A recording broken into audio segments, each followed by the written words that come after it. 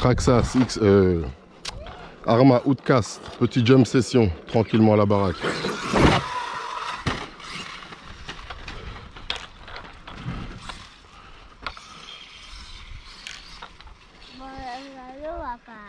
Hein? Je suis là, frère.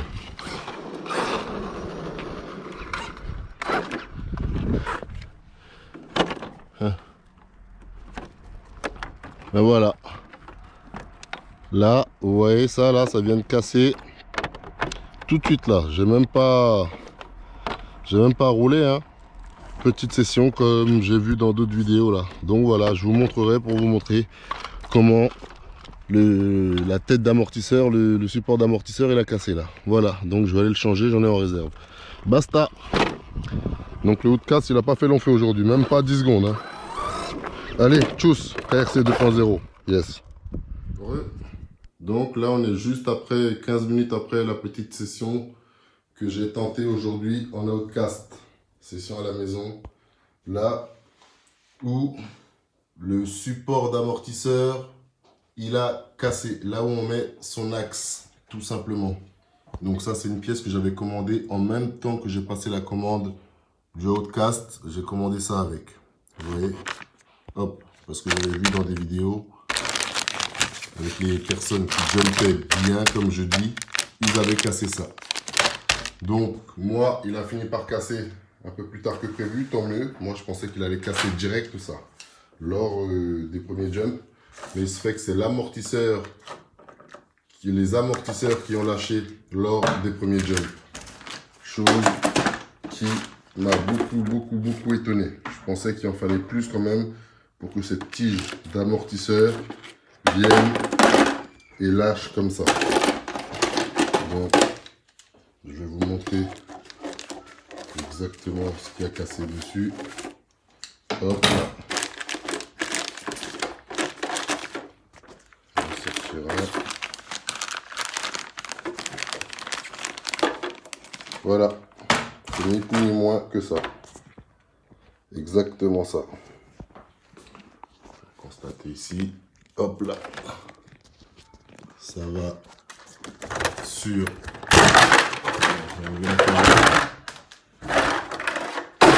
On va être plus tranquille. Vous voyez, l'amortisseur il est ici en haut. Et puis c'est ça qui a pété dessus. Hop là, on le voit qu'il reste un petit bout là. Et l'autre partie est ici là. Hop.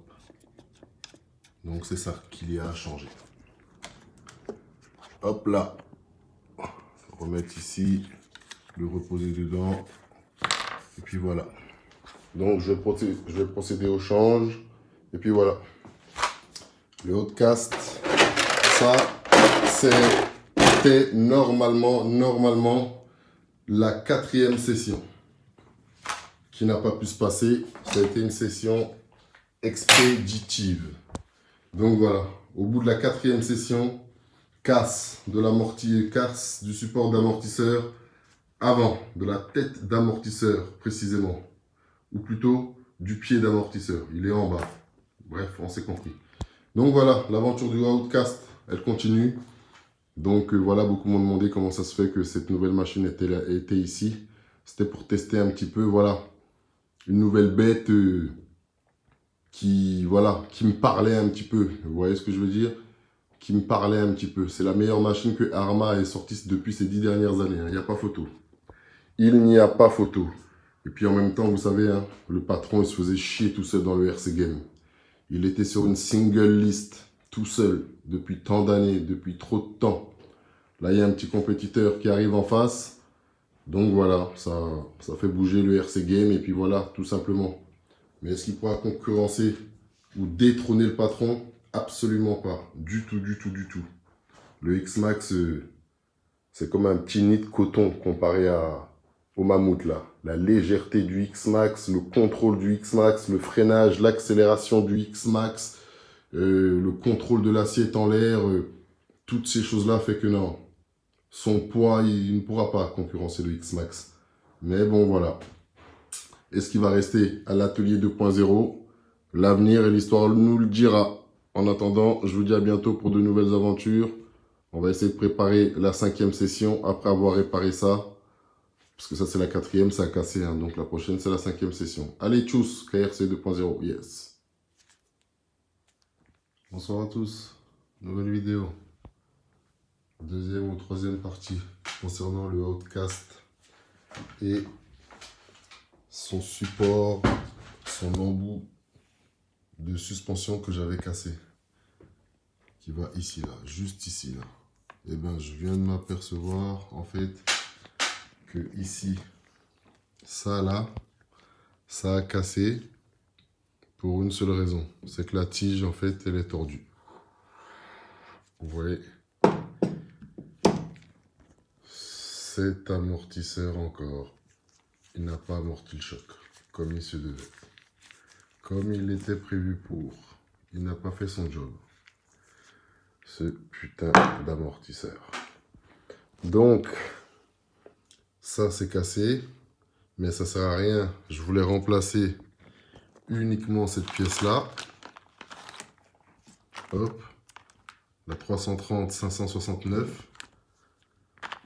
qui est là, avec les supports d'amortisseur, les embouts d'amortisseur. Le petit bout qui est là et là. Et en voulant le faire, je me suis aperçu que c'était la tige qui était tordue. Donc ça ne va absolument pas ça. Là, j'ai deux amortisseurs de X-Max. Mais qu'est-ce que je fais? Je lui fous encore les deux amortisseurs du patron pour aller à l'avant. Il en a déjà deux du patron à l'arrière. C'est déjà un Outcast mutant à ce niveau-là. Il est déjà mutanisé. Est-ce qu'il faut encore lui mettre deux amortisseurs du X-Max à l'avant? Ça encore, ça change toute la donne. Je ne mets pas 1500 € dans un bolide pour aller commencer à faire des modifications sur modifications. Ça ne marche pas ici sur cette chaîne-là. Comme vous le savez, j'achète un bolide pour en profiter. Qu'il y ait des erreurs, des défauts, des défaillances, des points faibles, c'est tout à fait normal. Mais il y a points faibles et points faibles. Là, on parle de la base. La base. C'est comme un châssis qui se déforme. Inacceptable sur un bolide à 800 €, 900 €. Inacceptable. Là, on parle des amortisseurs de choc. Les amortisseurs de choc qui ne font pas le taf. La base. La base. Et qu'est-ce qui ne fait pas le taf sur ces amortisseurs de choc? Cette satanée tige. Elle est trop fine. Beaucoup trop fine. Elle est peut-être en 4 ou 5 mm, je ne sais pas. Trop fine. Beaucoup trop fine. Je vais vous dire ça. Donc, moi, quand j'avais commandé la bête, j'avais commandé 2 paquets comme ça avec les supports de tête d'amortisseur. Je misais que sur ça pour casser. Dès la première session d'entrée de jeu, amortisseur arrière. Les deux amortisseurs arrière, ils ont trinqué d'entrée. Après, qu'est-ce que j'ai fait? J'ai commandé des tiges, comme je vous ai expliqué, uniquement les tiges. Mais le temps qu'elles arrivent, j'en avais pour 3 semaines. Donc, j'ai décidé de commander ça directement. 2 amortisseurs pour la bête. Et le temps que je les reçoive, je me suis dit, comme j'aime vraiment pas attendre, je vais essayer de voir si les suspensions si les amortisseurs, les suspensions du X-Max, elles vont toujours dessus. Comme je vous ai expliqué, le système de plagiat qu'ils avaient fait Arma. Et Traxxas leur avait fait un procès pour ça. Avoir copié plusieurs de leurs amortisseurs qui pouvaient s'installer à merveille sur d'autres modèles. Lesquels précisément, je ne vais pas vous dire parce que j'aime bien être précis dans ces choses-là. Et là, je n'ai plus la précision en tête. Donc, voilà. Je lui ai mis les 2 amortisseurs dessus en attendant de recevoir d'autres tiges. Parce que les tiges du X-Max, elles ne vont pas dans le corps d'amortisseur du Arma. Là, je vais prendre un amortisseur d'origine et le remettre dessus. Car les amortisseurs avant, ils avaient quand même mieux tenu que les arrières. Là, vous avez vu, en même pas 2 minutes, il s'est cassé. Pourquoi il s'est cassé? Parce que la tige est tordue. Donc, acheter un bolide et commencer à vouloir faire des modifications sans arrêt, sans arrêt, sans arrêt dessus, vous connaissez, c'est pas la mentale du garage. On achète un bolide, on doit en profiter tel quel. Qu'on apporte des petites modifications qui ne mangent pas de pain, ok. Mais s'aventurer à chaque fois dans des modifs sur modifs sur modifs sur modifs, c'est pas le but. Quand c'est pour tester quelque chose, ok. Quand c'est pour constater, observer un résultat, un comportement, ok. Chacun est libre de faire ce qu'il veut, de faire des millions de tests sur ses machines. Nous sommes d'accord. Mais là, une machine à 1500 € plus tard, 1600 € maintenant, avec les amortisseurs et tout le tralala, les pièces, nanani nana, 1600 € plus tard, il est hors de question de se dire encore que on va lui mettre d'autres amortisseurs à l'avant qui ne sont pas prévus pour lui. Vous voyez ce que je veux dire, le délire ou quoi? Ça, c'est le fabricant qui doit le faire. Ils vont avoir les retours des utilisateurs que nous sommes et j'espère qu'ils vont se bouger et qu'ils vont faire quelque chose. Parce que ça ne va absolument pas. Et c'est dans tous ces détails-là qu'on constate la supériorité distinguée, radicale, fulgurante, puissante et quasiment sans égale de Traxxas. Le test de vos machines, les mecs, avant qu'elles sortent, vous foutez quoi? Ils foutent quoi, vos ingés? Qu'est-ce qu'ils foutent, bordel, ces ingénieurs? À avoir étudié je sais pas combien d'années pour nous sortir des résultats aussi nazes? C'est pas la peine, les gars. Arrêtez les études. Arrêtez les études, je vous le dis clairement. Faites autre chose. Mais vous ne testez pas ces véhicules. Il n'y a que la théorie. Oui, théoriquement, la propulsion fait que le support de l'aileron, de l'égalage, de la viscosité d'huile mélangée au tarage divisé par la notion du variateur supposé au différentiel avant additionné à la roue arrière fait que la rotation en l'air au moment du jump... Oh. Arrêtez toutes ces conneries-là, les mecs. Arrêtez toutes ces conneries-là, les ingénieurs. Nous, on est sur le rinté, nous. Nous, on est sur le rinté avec ces machines-là. Nous sommes sur le terrain. Ce qu'on veut, c'est le résultat. Les blablabla, les piou-piou-piou, surtout ceux qui font pas de blé, ça ne nous intéresse pas, nous. Ça ne nous intéresse pas. Quand on dépense une certaine somme, on s'attend quand même un minimum de résultats. Un minimum. Ça, c'est du très grand n'importe quoi sur le Outcast. Du très grand n'importe quoi de la part des ingénieurs d'avoir laissé la bête sortir comme ça. Pas de test avant? Qu'est-ce que vous foutez? Arma, vous n'avez pas les moyens? Oh, réveillez-vous. Testez ces machines. Qu'elles arrivent avec des défauts, on ne dit pas qu'il faut qu'elles arrivent parfaites, impeccables, nettes. Non. Mais il y a défauts et défauts. Là, nous sommes dans des défauts graves quand même. Dans des défauts graves. Quels sont le genre de défauts que le client apprécie sur ce genre de machine, surtout à ce prix-là?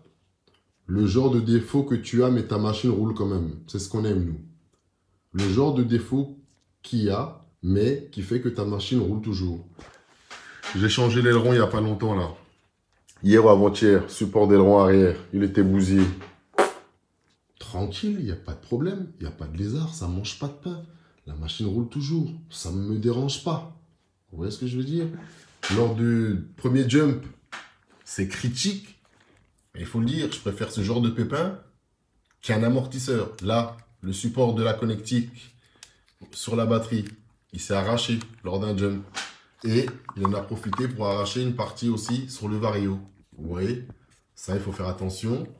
Le renvoyer en garantie, sinon à la longue, la machine ne marchera plus. Mais dans un premier temps, la casse qu'elle a eue à ces deux endroits-là, on ne peut pas dire que c'est pas grave. C'est quand même grave. Mais la machine marche encore. Ça me dérange moins. Vous voyez ce que je veux dire? C'est ce genre de pépin-là que l'utilisateur il aime. Le genre de pépin, quand ça t'arrive, la caisse, elle continue à rouler. il n'y a pas de galère. Vous voyez ce que je veux dire?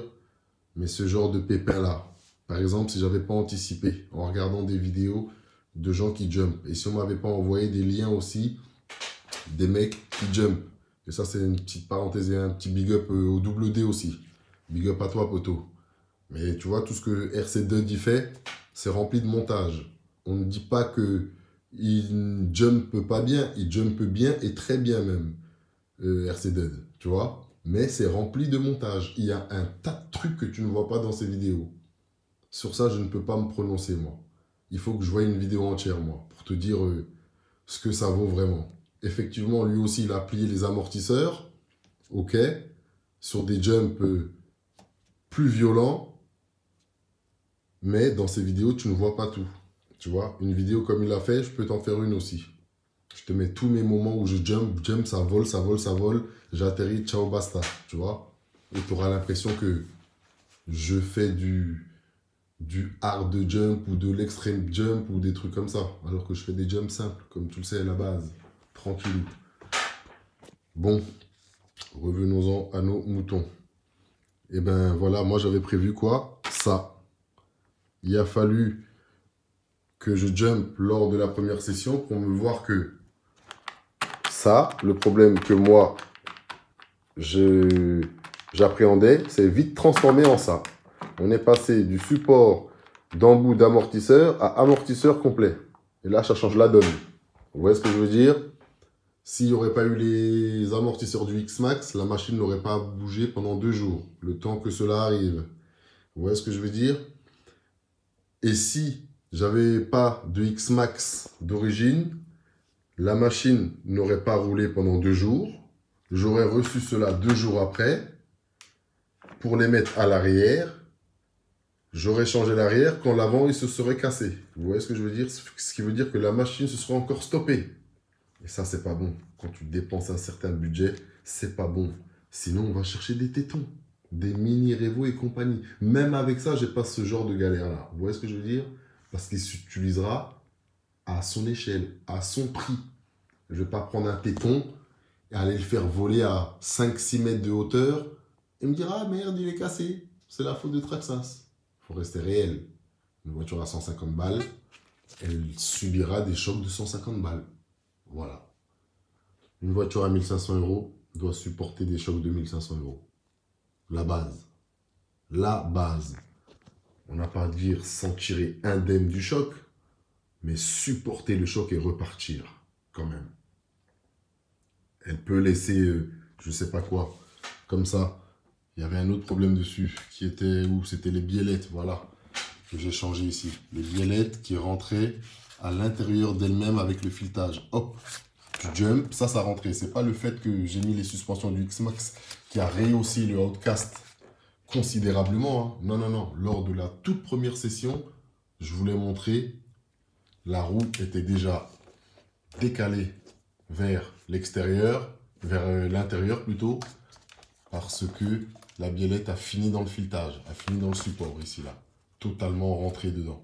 Avec les suspensions d'origine, hein, avec les amortisseurs d'origine.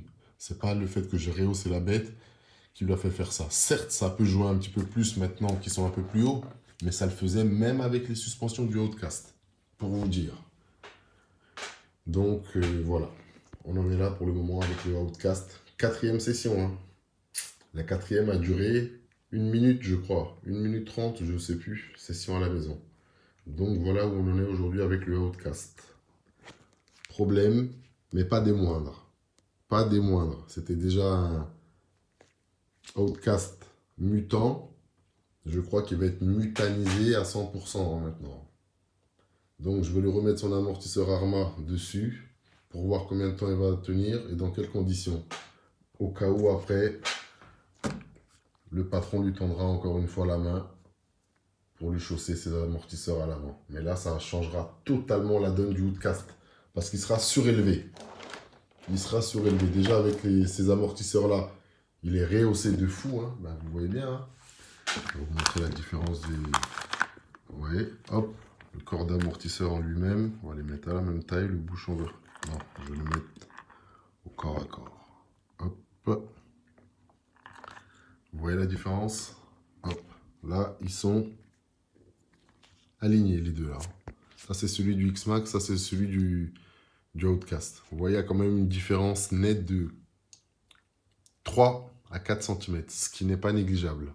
Il est rehaussé de 3 ou 4 cm. Donc voilà. Donc, on va pas s'éterniser ici pour le Outcast mutant. Voilà. Je voulais changer un support d'amortisseur, de tête d'amortisseur. Ben, j'en ai pour un amortisseur entier. Donc, voilà. Donc, on laisse le temps passer et continuer, que je vous dise petit à petit mon ressenti et ce que je pense de cette machine. Mais bon. On va pas encore parler trop vite en disant que non, c'est pas trop ça ou que c'est ça. Je continue de voir, mais pour l'instant, le X-Max est largement devant. Largement. Je pensais pas autant, honnêtement. Je savais que j'avais confiance en patron, je savais qu'il allait rester devant, qu'il allait rester en tête, mais aussi largement, aussi haut la main. Il fallait peut-être même pas le sortir du tout à ramasser le véhicule dans ce cas-là. Il fallait peut-être même pas le sortir. Sur l'échelle et sur la gamme du X-Max, bien sûr. Après, chaque constructeur fait ce qu'il veut. Mais voilà, pour que le X-Max le remporte quand même haut la main, c'est... Voilà. Bon, je vous dis à bientôt pour de nouvelles aventures. En attendant, prenez soin de vous et de votre chose. KRC 2.0. Yes.